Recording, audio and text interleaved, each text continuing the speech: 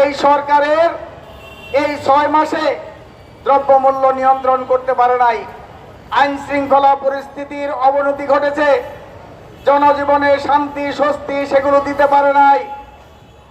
এই সরকার আসলে ব্যর্থ হয়েছে।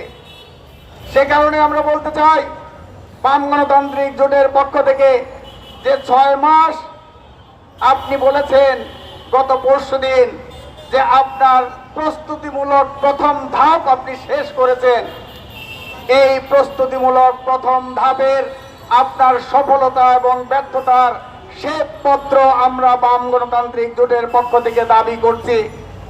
অবিলম্বে এই 6 মাসের শাসনের শ্বেতপত্র প্রকাশ করুন, যাতে জনগণ বুঝতে পারে আপনি সাফল্য না ব্যর্থ, সেটা যেন জনগণ বুঝতে পারে।